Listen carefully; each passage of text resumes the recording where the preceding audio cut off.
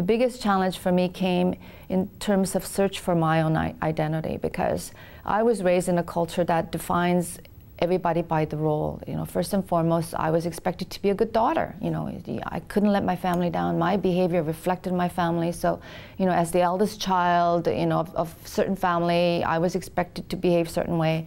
I was expected to be a good student and be respectful to my teachers and get good grades. And so, and then of course, women raised in that culture are expected to be good wives. You know, you're supposed to be such a supporting, play a supporting role and sublimate your own desires so that your husband could go out and be the man that he was meant to be. And once you become a mother, then you have to devote an entire life to your children to make sure that they grow up to be whatever, successful individuals.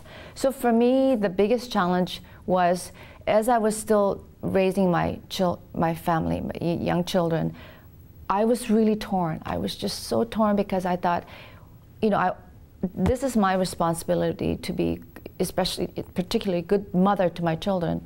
And you know, why is it that I had this strong desire, strong need to seek my own self-identity for something, like, something that defines me as who I am.